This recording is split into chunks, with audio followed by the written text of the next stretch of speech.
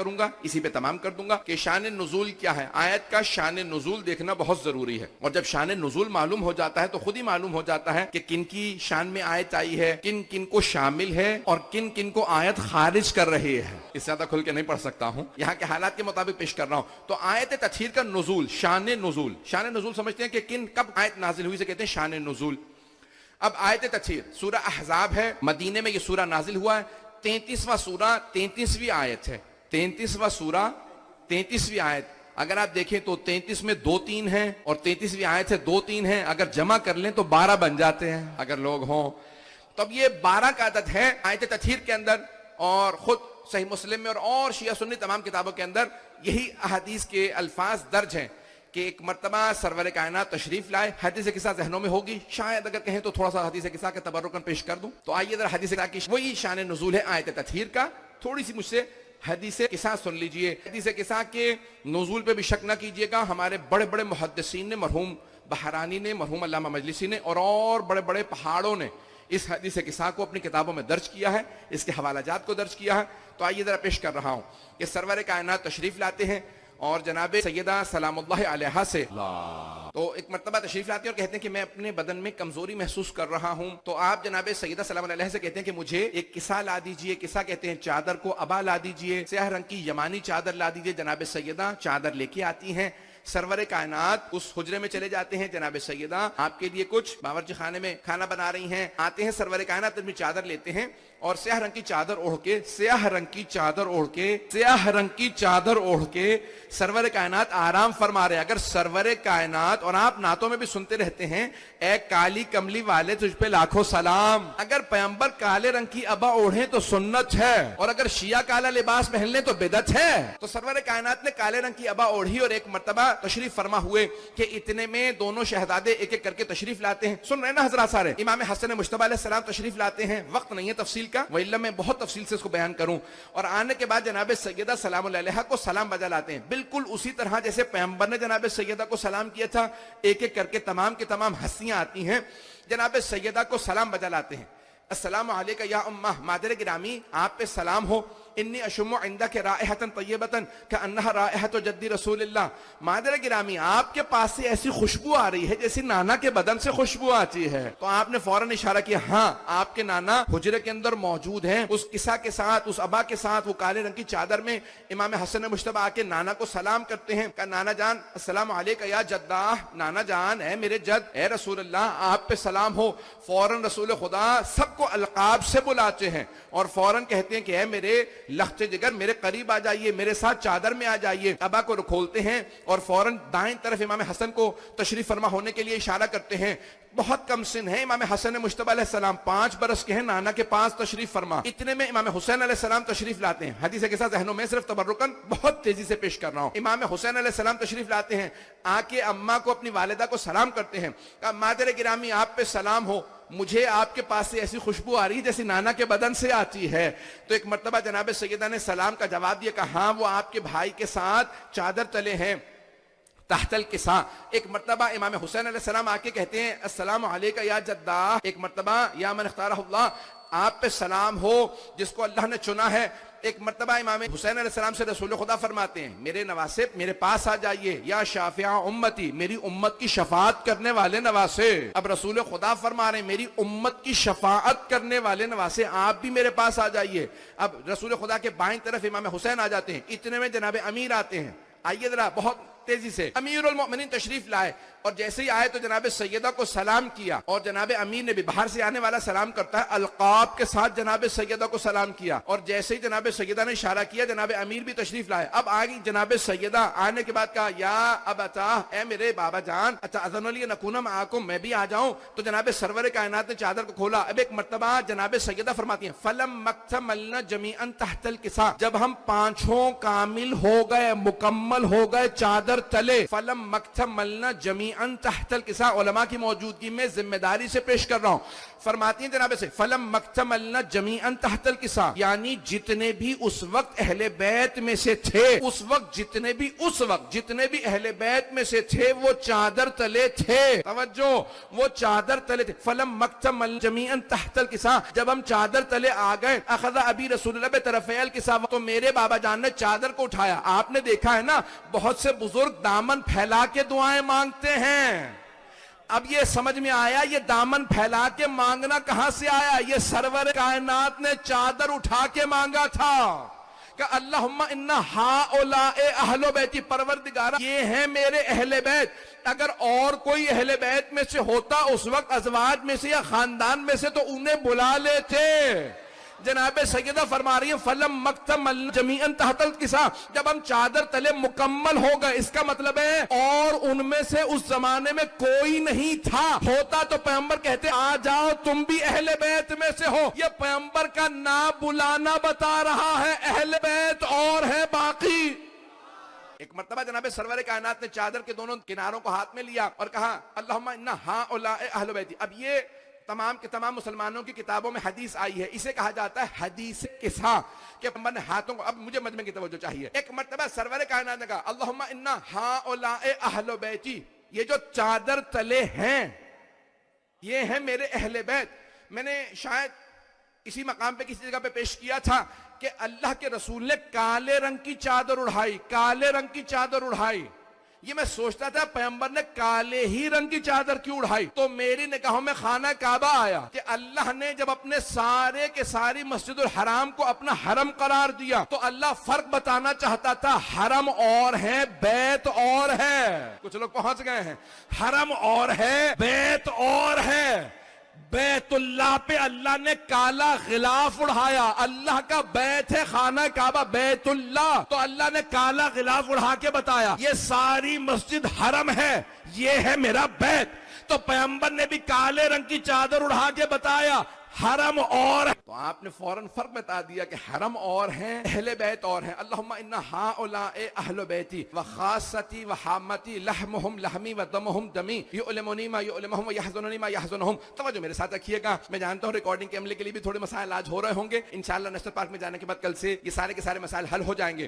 آپ نے فرمایا پروردگارہ یہ ہیں میرے اہل بیت وخاصتی وحامتی، یہی میرے خاص ہیں، یہی وہ ہیں کہ جن کی وجہ سے مجھ پہ ہر چیز کا اثر ہوتا ہے، یہ ہیں میرے خاص، یہ ہیں میرے عام۔ لحمہم لحمی ودمہم دمی، جب میں ترجمہ کروں گا پھر دوبارہ غور کیجئے گا، فرمایا ان کا گوشت میرا گوشت، ان کا خون میرا خون، نہیں پہنچا سکا۔ بھئی اصول یہ ہے کہ پیغمبر کو فرمانا یہ چاہیے تھا، مشورہ نہیں دے رہا، دنیا کا اصول بتا رہا ہوں کہ آپ فرماتے میرا گوشت ان کا گوشت، میرا خون ان کا خون۔ بھئی وہ کون ہیں چادر تلے پیغمبر کے ساتھ؟ بیٹی ہیں، داماد ہیں، دونوں نواسے۔ تو اب اصولی دنیا کا اصول یہ ہے کہ پیغمبر فرماتے میرا گوشت ان کا گوشت، میرا خون ان کا خون، لیکن پیغمبر فرما رہے ہیں لحمہم لحمی ودمہم دمی، ان کا گوشت میرا گوشت، توجہ، ان کا گوشت میرا گوشت، ان کا خون میرا خون، توجہ۔ اب ساری دنیا کہتی ہے نہیں اللہ افضل ہے، کوئی واسطہ نہ بنانا، پیغمبر کو بھی واسطہ نہ بنانا، اللہ تک ڈائریکٹ جاؤ، مستقیم جاؤ، واسطہ کوئی نہ ہو۔ اللہ نے کہا وَمَن يُطِعِ الرَّسُولَ فَقَدْ أَطَاعَ اللَّهَ، جس نے رسول کی اطاعت کی اس نے اللہ کی اطاعت کی۔ بھئی اللہ افضل ہے یا رسول؟ توجہ، اللہ افضل ہے، لیکن اللہ نہیں کہتا جس نے میری اطاعت کی اس نے رسول کی اطاعت کی، اللہ فرماتا جس نے رسول کی اطاعت کی اس نے اللہ کی اطاعت کی۔ کوئی میرے پاس ڈائریکٹ نہ آئے، رسول کی اطاعت کرو، تمہاری مجھ تک رسائی ہی نہیں ہے۔ جو رسول کی اطاعت کرے گا وہ میری اطاعت کرے گا، میرے پاس نہ آنا، پیغمبر کے پاس جو وہ میرے پاس لائیں گے۔ تو پیغمبر نے فرمایا لحمہم لحمی ودمہم دمی، میرے پاس بھی ڈائریکٹ نہ آنا، علی حسن حسین کہ میرے پاس ڈائریکٹ نہ آنا، ان کا گوشت میرا گوشت، ان کا خون میرا خون، جو انہیں راضی کر لے گا اس نے مجھے راضی کیا۔ اب دنیا میں صحابہ سے کہہ دو پیغمبر کے پاس مستقیم نہ جائے، علی سے ہوتے ہوئے جائے۔ توجہ ہے میرے ساتھ عزیزان کرام، تب یہاں سرور کائنات کا لحمہم لحمی ودمہم دمی، ان کا گوشت میرا گوشت، ان کا خون میرا خون. اب اگر کوئی کبھی بھی کسی بھی آل محمد میں کسی کا خون ہے تو رسول اسلام فرما رہے ہیں کہ لحمہم لحمی ودمہم دمی، ان کا گوشت میرا گوشت ہے، ان کا خون میرا خون ہے. توجہ میرے ساتھ رکھیے گا، میں بات کو آگے بڑھانا چاہتا ہوں. شان نزول کو آج پڑھنا چاہ رہا تھا، پورا پیش کر کے آگے بڑھوں. کیا پیغمبر فرما رہے ہیں ان کا گوشت میرا گوشت ہے. وہاں جناب جبرائیل نے فوراً سوال کیا، یا رب من ہم، یہ جو چادر تلے ہیں یہ کون ہیں؟ اب اللہ نے تعارف کروایا، ہم فاطمہ و ابوہا و بعلہا و بنوہا. اللہ نے تعارف کروایا کہ کون ہیں یہ جو چادر تلے ہیں. کہا یہ فاطمہ ہیں، فاطمہ کے بابا، فاطمہ کا شوہر، فاطمہ کے بیٹے ہیں. میں آپ کی دعائیں لوں گا اس جملے کے بعد. پیش کر رہا ہوں، شاید اس کے اندر ایک نیا پہلو ہو جو میں نے کوشش کی ہے ایک آپ کی خدمت میں پیش کروں کہ سارے مجمع کی توجہ رہے. اللہ نے تعارف کروایا تو جناب سیدہ سلام اللہ علیہ سے تعارف کروایا. یہ نہیں کہا کہ میرا رسول ہے، ان کی بیٹی ہے، ان کا داماد ہے، ان کے دو نواسے ہیں. پیغمبر سے تعارف نہیں کروایا، تعارف کروایا تو جناب سیدہ سے تعارف کروایا کہ ہم فاطمہ تو کون ہیں یہ پانچ چادر تلے؟ کا فاطمہ ہیں، فاطمہ کے بابا ہیں، فاطمہ کے شوہر، فاطمہ کے بیٹے. توجہ سارے مجمع کی توجہ، شاید میں نے پیش کیا ہو مجھے نہیں یاد ہے. عزیزان گرامی، اللہ تعارف کروا رہا ہے پنجتن پاک کا، لیکن جناب سیدہ سے. پہلی بات کہ اسلام حقوق بتا رہا ہے خواتین کے کہ جو ہم نے حق دیے ہیں وہ کسی نے نہیں دیے. جہاں دنیا کی کائنات کی سب سے افضل ہستیوں کا تعارف ہو تو سیدہ سے ہو. اور پھر اللہ نے تعارف کروایا اہل بیت علیہ السلام کا تو جناب سید ہے. توجہ ہو میرے ساتھ.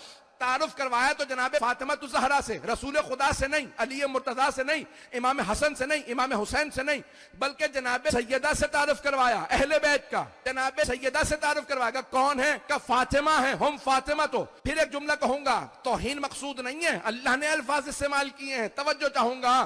عزیزان گرامی، اللہ یہ نہیں کہتا کہ محمد ہیں، علی ہیں، فاطمہ ہیں، حسن ہیں، حسین ہیں. اللہ فرماتا ہے ہم فاطمہ تو، فاطمہ ہیں، ان کے بابا ہیں. یا اللہ، کیا بابا کا نام نہیں ہے؟ وہ بعلہا، فاطمہ کا شوہر، کیا شوہر کا نام نہیں ہے؟ وہ بنوہا، فاطمہ کے بیٹے، کیا بیٹوں کے نام نہیں ہے؟ اللہ کہہ رہا ہے نہیں، یہاں سارے کے سارے اہل بیت کے تعارف کا مرکز فاطمہ ہے. توجہ، ابھی نعرہ نہیں آئے گا کہ اہل بیت کے تعارف کا مرکز فاطمہ ہے. اہل بیت کے تعارف کا مرکز فاطمہ ہے. نہ رسول خدا سے، نہ علی مرتضیٰ سے، نہ حسنین کریمین علیہ السلام سے تعارف اللہ نے کروایا جناب فاطمہ سے. توجہ ہو، ان کا مقام کم نہیں کر رہا، سیدہ کی عظمت سمجھانے کی کوشش کر رہا ہوں. پروردگارا، تو نے تعارف جناب سیدہ سے کیوں کروایا؟ نمبر سے یا کسی مرد سے تعارف کرواتا جنہیں سب نے دیکھ رکھا تھا کہ میرا رسول ہے، ان کی بیٹی، داماد، ان کے دونوں نواسے، یا شہ ولایت ہے، یا حسنین کریمین. اللہ نے کہا نہیں، یہ اہل بیت کا تعارف ہے. میں نے سیدہ کو اہل بیت کا مرکز قرار دے دیا ہے. اب جب بھی کبھی اہل بیت پہ اختلاف ہو کہ کوئی اہل بیت میں ہے یا نہیں ہے، اسے مرکز پہ پلٹا دینا.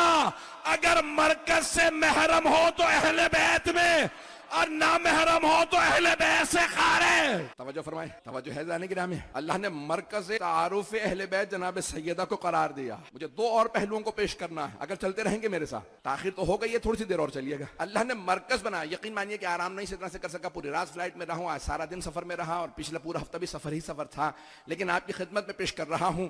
ممبر پہ آیا 12ویں امام سے استمداد طلب کر کے کہ مولا آپ کی دادی کے فضائل پیش کرنا چاہ رہا ہوں، مجھے بس طاقت دیجیے کہ پڑھ سکو. میں پیش کر رہا ہوں. اللہ نے مرکز بنایا جناب سیدہ کو، ہم فاطمہ و ابوہا و بعلہا و بنوہا.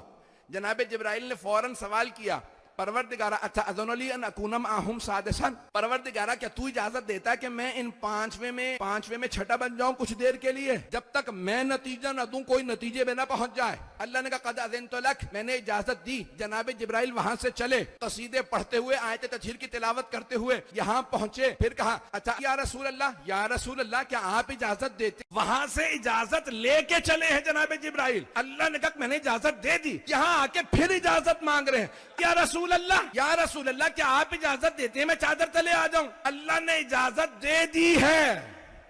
اے جناب جبرائیل آپ سید الملائکہ ہیں، جب اللہ نے اجازت دے دی تو دوبارہ اجازت مانگنے کا مقصد کیا ہے؟ تو میرا دل کہتا کہیں گے میں دنیا کو ادب سکھا رہا ہوں، میں دنیا کو ادب۔ آئے ایک مرتبہ کہا یا رسول اللہ اللہ نے اجازت دے دی ہے، کیا آپ اجازت دیتے میں چادر تلے آ جاؤں؟ کیا میں نے بھی اجازت دی؟ جناب جبرائیل چادر تلے آئے اور آنے کے بعد کہا ان اللہ قد اوحا الیکم یقول، اللہ آپ سب پہ علماء کی موجودگی میں ان اللہ اوحا الیکم، الیکا یا رسول اللہ نہیں کہا، ان اللہ قد اوحا الیکم یقول انما یرید اللہ لیذھب عنکم الرجس اہل البیت ویطہرکم تطہیرا۔ یہاں جناب جبرائیل نے ایک مرتبہ صرف اور صرف پنجتن سب کو مخاطب ہونے کے بعد کہا کہ اللہ نے آپ سب پہ وحی نازل کی ہے کہ اللہ نے آپ کو ایسا پاک و پاکیزہ رکھا، رجس کو آپ سے دور رکھا اور آپ کو ایسا پاک و پاکیزہ رکھا جیسا پاک و پاکیزہ رکھنے کا حق تھا۔ یہ فوراً کہا، آیت کو پیش کیا، آیت تطہیر کو پڑھا، کہا یا رسول خدا اجازت ہے میں واپس چلا جاؤں؟ رسول خدا نے دوبارہ فرمایا میں نے اجازت دی، چلے جائیے۔ جناب جبرائیل فوراً نکلے اور چلے گئے۔ توجہ، میں کہوں گا اے جبرائیل جب آپ نے واپس ہی چلے جانا تھا اور چادر تلے صرف آیت سنانے کے لیے آنا تھا، کہ وہ جناب جبرائیل انسان تو ہے نہیں، فرشتے ہیں، ان کے احساسات نہیں، صرف اور صرف عقل ہے، تو آپ باہر سے آیت سنا کے چلے جاتے، پیغمبر کو مخاطب ہوتے، پنجتن سے مخاطب ہوتے، کہتے آیت نازل ہوئی ہے، میں آیت سنانے آیا تھا، واپس جا رہا ہوں۔ یہ آپ نے کیوں اتنی تمہید باندھی؟ مجھے چادر تلے آنے دیجئے، آیت سنائی، پھر کا اجازت دیجئے چلا جاؤں۔ میں جانتا ہوں میں آپ لائق نہیں، اس چادر لائق نہیں، صرف آیت سنانے آیا تھا، تو اتنا تردد کرنے کی کیا ضرورت تھی؟ آیت سناتے چلے جاتے۔ تو میرا دل یہ کہتا ہے جناب جبرائیل کہیں گے